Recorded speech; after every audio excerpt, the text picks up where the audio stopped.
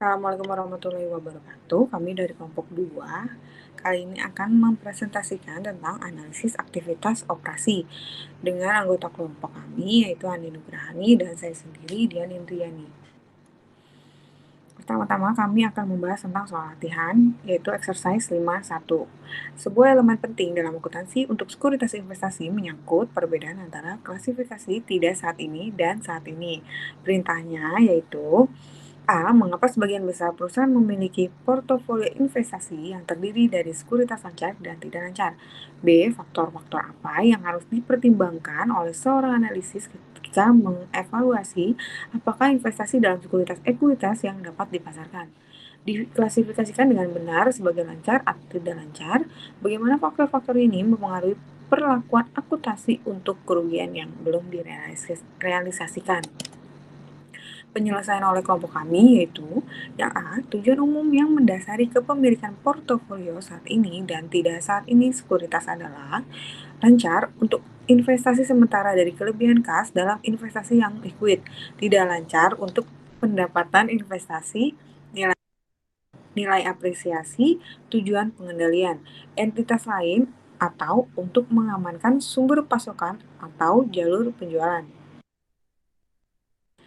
Yang B, sekuritas harus diklasifikasikan sebagai berikut. Sekuritas perdagangan selalu diklasifikasikan sebagai lancar.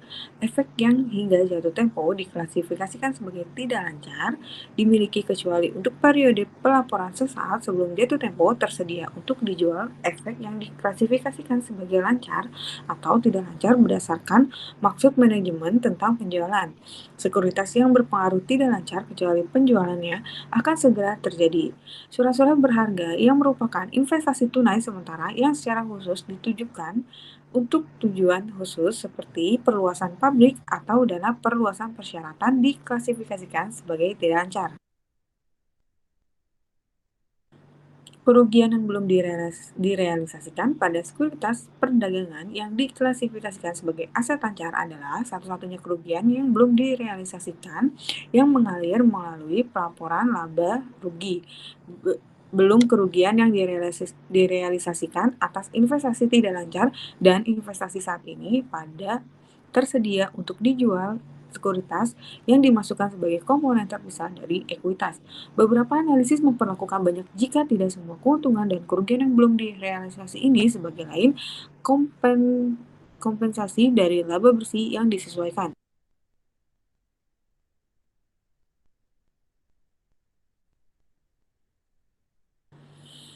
Selanjutnya, exercise 5.5. Diagram di bawah ini menggambarkan perusahaan X, perusahaan induk atau investor, dua anak perusahaannya yaitu C1 dan C2, dan afiliasi C3 yang dimiliki 50% yang kurang. Masing-masing perusahaan hanya memiliki satu jenis saham yang beredar dan tidak ada pemegang saham signifikan lainnya baik di C2 maupun C3. Keempat perusahaan tersebut terlibat dalam kegiatan komersial dan industri seperti yang dapat dilihat pada bagian. Pertanyaannya, jelaskan apakah masing-masing perusahaan yang terpisah memiliki catatan akuntansi yang berbeda atau tidak. Yang B, identifikasi jenis laporan keuangan yang disiapkan setiap perusahaan untuk pelaporan keuangan. Dan C, asumsikan Anda memiliki kemampuan untuk menegakkan permintaan manajemen Anda. Jelaskan jenis laporan keuangan informasi tentang perusahaan ini, terpisah atau terkonsolidasi yang akan Anda minta. Jelaskan apa yang dilaporkan perusahaan X di antara aset mengenai anak perusahaan C1. Dalam neraca konsolidasi, jelaskan bagaimana 20% situ yang tidak dimiliki oleh perusahaan X dilaporkan. Identifikasi transaksi yang diperlukan sebelum C3 dimasukkan baris demi baris dalam laporan keuangan konsolidasian. D. Jika pertanyaan gabungan dilaporkan untuk C1 dan C2, diskusikan kebutuhan untuk setiap entry eliminasi.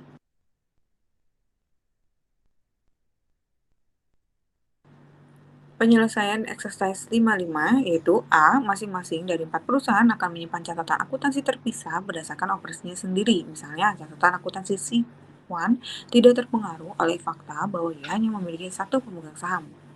B. Untuk tujuan pengarsipan (SEC), laporan konsolidasi akan disajikan untuk COX dan COX C1 dan COC2, seolah-olah ketiga badan hukum yang terpisah ini adalah satu gabungan kesatuan.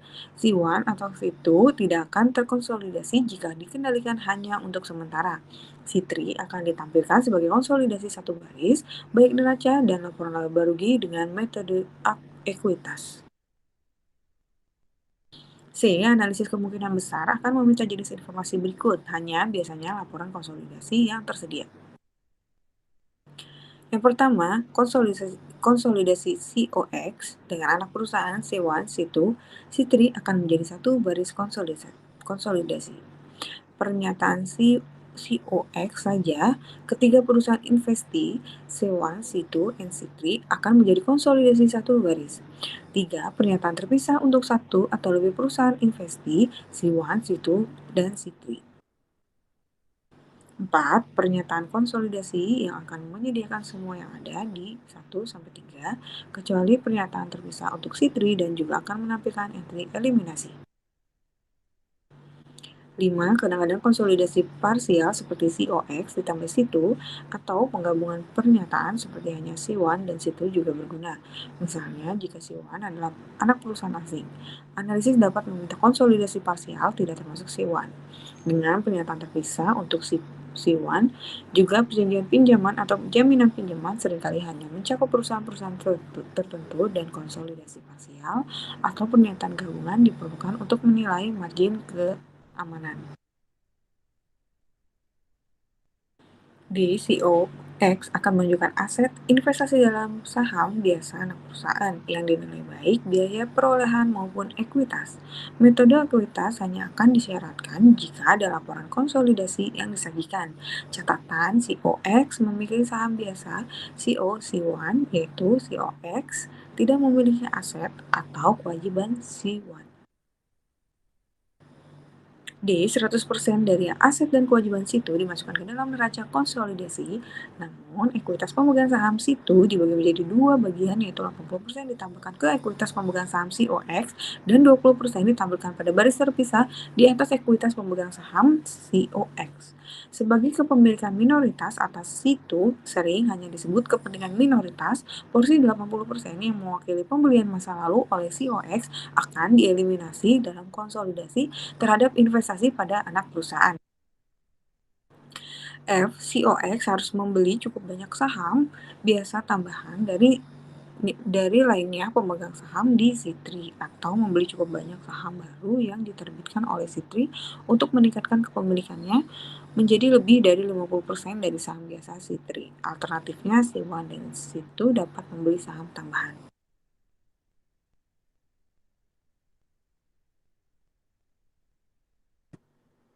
G. Tidak ada investasi atau antar perusahaan atau dividen antar perusahaan, tetapi setiap transaksi antar perusahaan lainnya harus dieliminasi seperti penjualan antar perusahaan dan piutang dan hutang antar perusahaan. Problem 5.3. Datanya dapat diambil dari laporan tahunan 31 Desember sebagai berikut. Belly memiliki 1 juta saham biasa beredar selama seluruh periode ini dan tidak ada pasar publik untuk saham perusahaan Belly. Juga selama periode ini, Simpson Corporation membeli saham Belly dengan uang tunai sebagai berikut.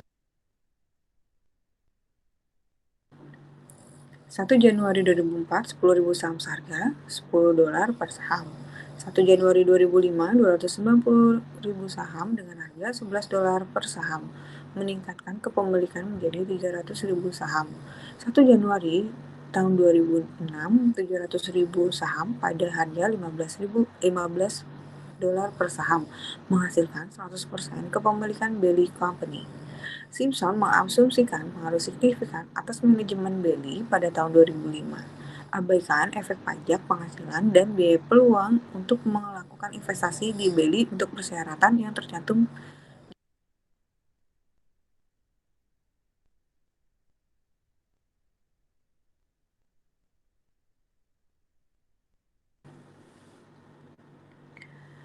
Adapun perintahnya yaitu A. Hitung dampak dari investasi pada penjualan, laba bersih, dan arus kas yang dilaporkan Simpson untuk masing-masing tahun 2004 dan 2005.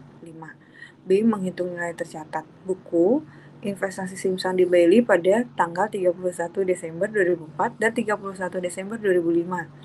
C. Identifikasi metode akuntansi berbasis USGAAP yang akan digunakan Simpson untuk memperhitungkan investasi antar perusahaan di Bailey untuk tahun 2006. Berikan 2 alasan mengapa metode akuntansi ini harus digunakan.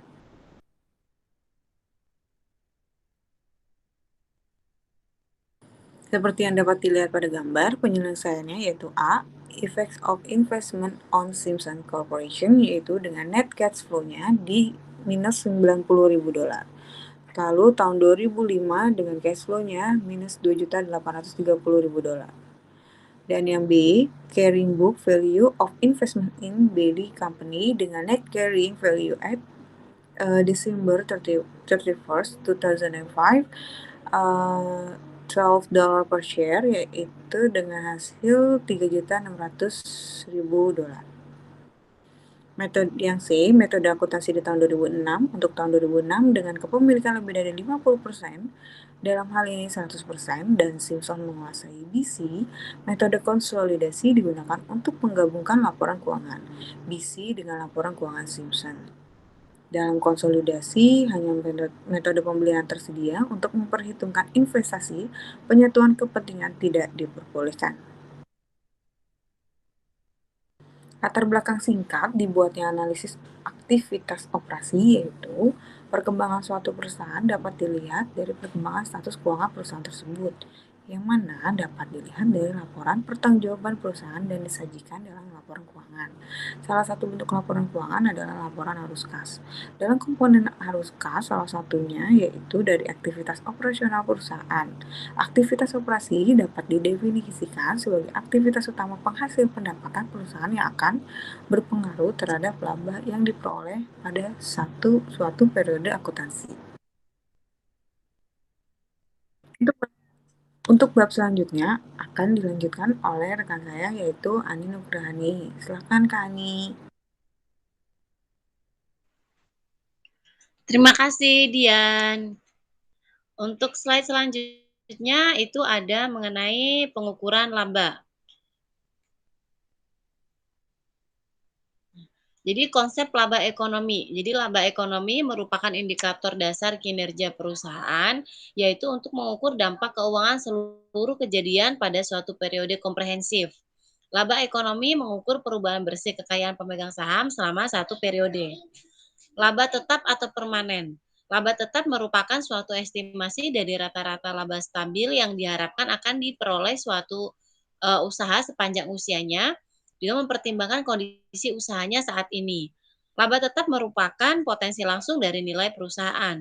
Umumnya untuk perusahaan yang masih berlangsung, nilai perusahaan dapat dicerminkan dengan membagi laba permanen dengan biaya modal. Lanjutan pengukuran laba akuntansi diukur berdasarkan konsep akuntansi accrual. Meskipun laba akuntansi mencakup aspek laba ekonomi maupun laba permanen, namun laba ini bukan merupakan pengukuran laba secara langsung. Laba akuntansi merupakan produk lingkup pelaporan keuangan yang melibatkan standar akuntansi, mekanisme pengaturan, dan insentif manajer. Lanjutan pengukuran laba, dari mengukur laba akuntansi ada pendapatan, keuntungan, beban, dan kerugian. Pendapatan merupakan arus kas yang diperoleh atau arus kas masuk yang akan diperoleh yang berasal dari aktivitas usaha perusahaan masih berlangsung. Untuk keuntungan merupakan arus masuk diperoleh atau arus kas masuk yang akan diperoleh yang berasal dari transaksi dan kejadian yang tidak dengan aktivitas usaha perusahaan yang masih berlangsung. Sedangkan beban merupakan arus keluar yang terjadi atau arus keluar yang akan terjadi atau alokasi arus kas keluar masa lampau yang berasal dari aktivitas usaha perusahaan yang masih berlangsung.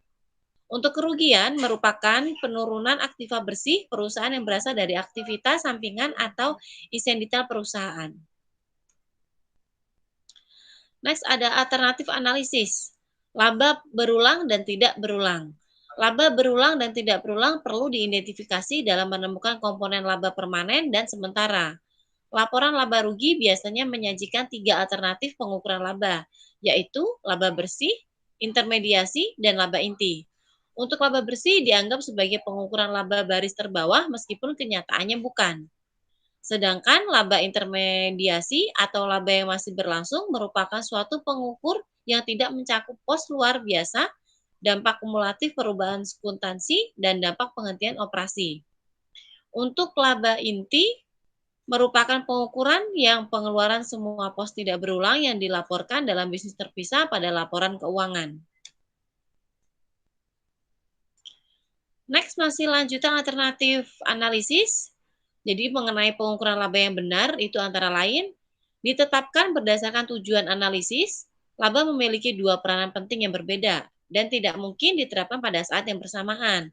Seperti untuk mengukur perubahan bersih pada ekuitas dan untuk memberikan estimasi kekuatan laba yang berkelanjutan. Laba akuntansi berasal hanya dari pemasukan atau pengeluaran pos tertentu. Hal ini berarti pengukuran ini tetap merupakan pengukuran laba akuntansi dan terkait dengan distorsi akuntansi. Lanjutan alternatif analisis ada laba operasi non-operasi.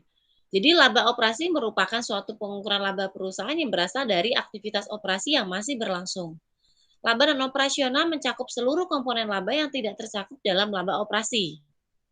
Laba operasi yang masih berlangsung merupakan suatu pengukuran yang mengeluarkan pos luar biasa, dampak kumulatif perubahan akuntansi, dan dampak penghentian operasi. Untuk pendapatan komprehensif, itu adalah dihitung dengan penyesuaian laba bersih dengan pos kelebihan kotor, yang jika digabung akan menjadi pendapatan komprehensif.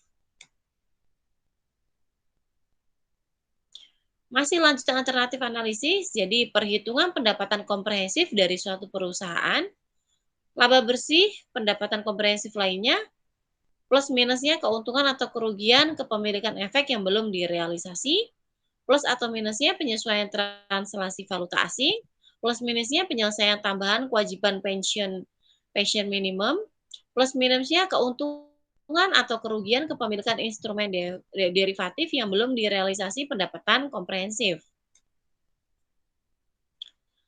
Next ada pos yang tidak berulang. Pos luar biasa. Pos luar biasa dapat dibedakan dari sifat tidak biasa dan jarang terjadi. Sebagian besar pos luar biasa terkait dengan keuntungan dan kerugian dari pelunasan hutang.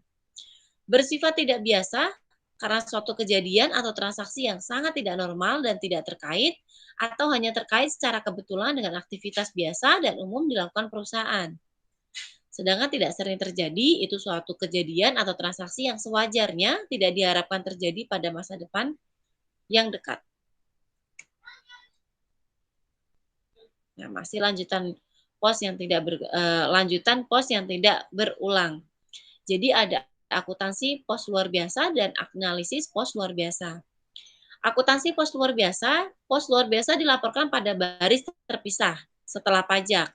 Pada laporan keuangan setelah laba usaha yang masih berlangsung.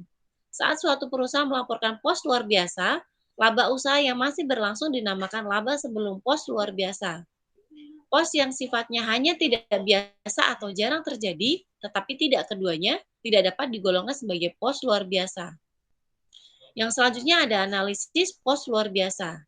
Sifatnya tidak berulang karena akan dikeluarkan dari laba saat menghitung laba permanen. Perbandingan antara waktu atau antar perusahaan. Pos luar biasa seringkali terkait dengan operasi.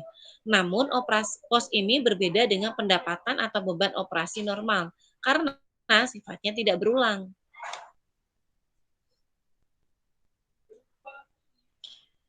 Demikian presentasi kami mengenai materi yang kami sudah bawakan. Semoga materinya dapat bermanfaat. Lebih kurangnya kami mohon maaf.